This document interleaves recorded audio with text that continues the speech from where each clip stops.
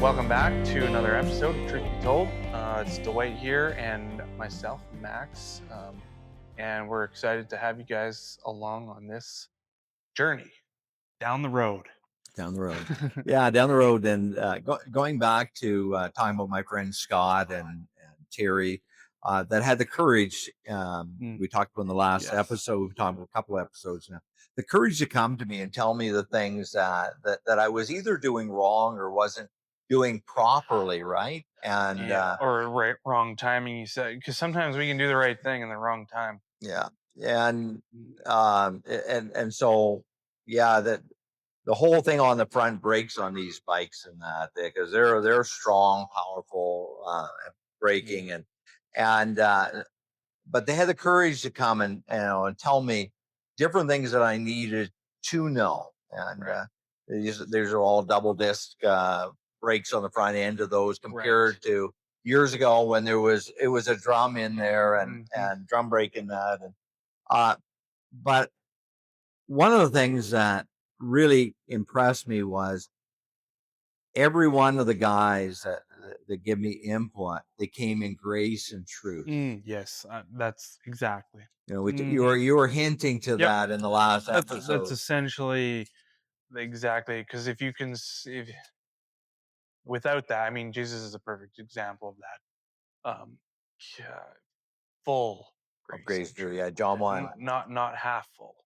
Yeah, exactly. And the other part is how we receive it, how we receive when a brother or another follower of Jesus. Now, if we know that they're coming to us in grace and truth, Mhm. uh, we know that spirit, right? They're telling us the truth, and they've got the courage to say that, but they do it gracefully and graciously, right?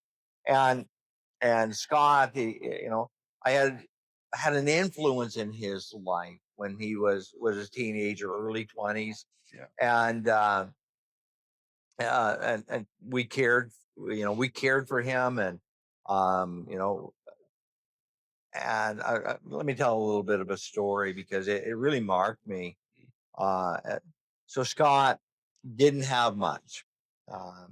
He worked at one of the local convenience stores, and probably minimum wage, whatever that was at the time.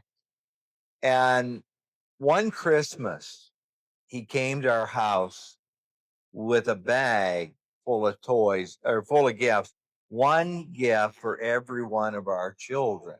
Mm. And I remember just thinking, wow, what a sacrifice, at a minimum wage that he thought that much that he did that. But this guy, this grace in the midst of that.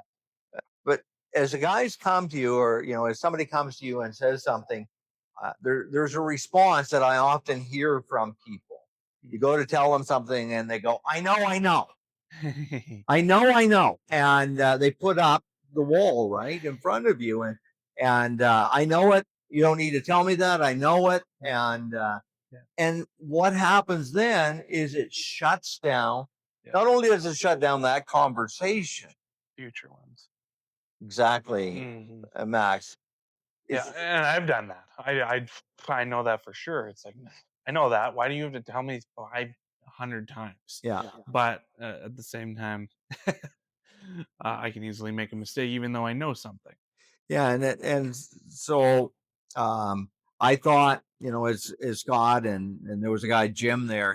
He was pointing out things about my tires. I just bought this bike and 3 days before the trip, and the other one had a flat, and I jumped on this thing and not knowing, its full condition and everything. And so he pointed me out, the tires did 3,200 kilometers. So, there wasn't a danger. But he was so gentle when he came to me because I didn't know. Yeah. Right. Yeah. And I could have said, well, you're picking on, on my bike, you're picking on this. But if you do that, and if others come to us and we put up the wall and we set the defenses, we're not going to learn. And someone said that everybody that you meet knows something that you don't know. Yeah. And it's our task to find out what it is that they know that we don't know. And if we say, I know, and I've We watched it. know everything. Then what is there? How can we learn? How can we learn? But also, how can we build a relationship with somebody we don't know either? Yeah, and to hear them, to find out what that is. And so these guys were giving input, and they were giving these these simple words of encouragement. Um, they're apples of gold and pitchers of silver is really what they are. These words of affirmation, Hmm. because there are times that you feel like an absolute failure, and you're going, you know Yeah, what, I'm not making much of a difference, or I'm not doing what I'm doing. I'm not doing it very well. yeah, And I think all of us go through that unless we're yeah, filled with arrogance and pride and so on. But we're yeah. doing things, and there was another expression that I heard, um, or I thought of as I was writing: do the best that you can Yeah, with what you know, yeah. and when you know better, do better. And so Hmm. as I was writing, every Yeah, every time that they gave me something, okay, now I'll apply that. If I know better, I should be able to do better, yeah, right? yeah. Because now you can start to chain them together. But until you know, and that becomes more natural. It's you can't move to the next. You can't jump the rung on the ladder. Exactly. You have to move one at a time. Yeah, I remember going golfing with one of my friends, Lowell, who was a four handicap, meaning he was four away from turning pro. And Lowell was five, had 15% hearing with his hearing aid, and but he was a phenomenal athlete, and um, and so we went golfing. We went golfed the first time, and I quit five strokes in. And never golfed before. I tried to power it like I would if I was hitting a hockey puck, and we went the next time. We went to the driving range, and he stood behind me, and he watched the way that I was swinging, Hmm. and he gave me about five things. Yeah. He said, "Tomorrow when we go golfing, change these." And I looked at him and I said, "Lowell," I said, "I can't do that." I said, "You tell me." "Yeah, yeah, absolutely, Max. You tell me one thing that I can change tomorrow. Hmm. I'll change that tomorrow. The next time we golf, I'll change. You tell me something else, and then I'll work on that, right?" Yeah. And how true that is in this following Jesus, right? Yeah. And Definitely. and how interesting it is that Jesus, as he leads us, he doesn't give us a shopping list Hmm. with all of the things that we're doing wrong. The Spirit of Christ, the Spirit of Jesus that's living within us, Yeah. he gently points out, and Hmm. Yeah. is simple like this. I'm in a conversation with my wife, and uh, and I say something in a very rough way, Yeah. and a little later, the Spirit of God goes, that didn't look like Jesus. Yeah. But he doesn't tell me everything. Yeah. It doesn't feel it's an unsettled feeling of not quite right. And I've experienced that too, where I'll say, uh, thankfully, I think I'm getting better. But like it says something and it just comes off a little bit sharper than normal, and I don't notice it until I notice something's wrong, and then I'm like, okay, yeah, and then I start to be more in tune with that. But Yeah, because Jesus is pointing that out along the way, and then you start to recognize those indicators earlier, and then the next thing, and yeah, yeah, and that's going back to a conversation we've had for a long time, Max.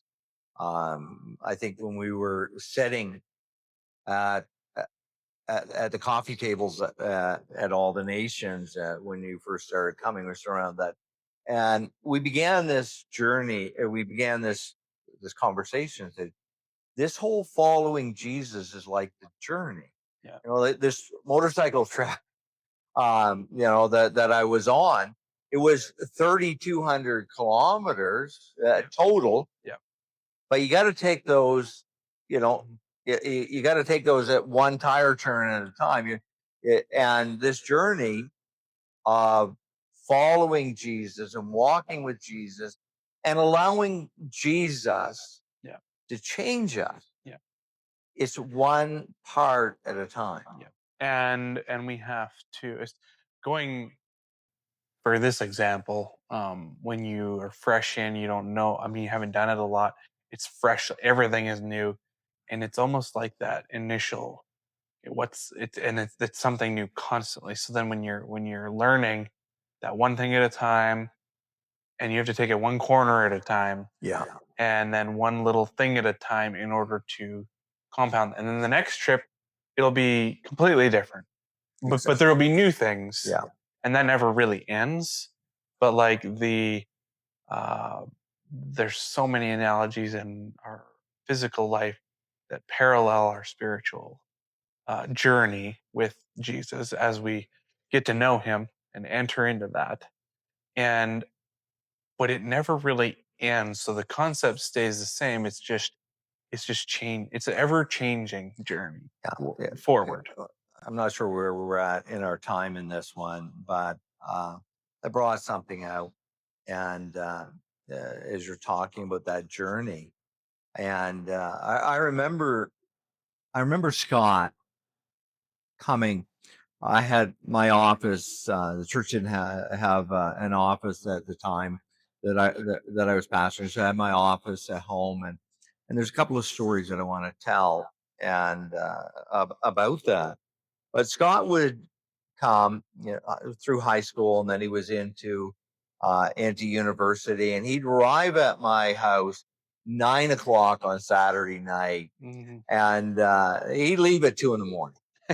And I had to get up and preach the next morning and preach the next evening, but he was asking these questions, and and he had this hunger to know, Yep. right? Yep. And and so he was telling me something. eh,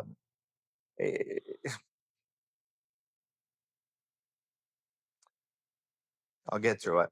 But he was telling me he came to our house one night and to visit with me, Mhm. and so I was, as Sherry brought him in the house, he came in, sit down in the living room, and I was putting the children to bed. Mhm. And so we were downstairs, and we had a wood stove in the basement. And we had a grate that let the heat up through. And Right.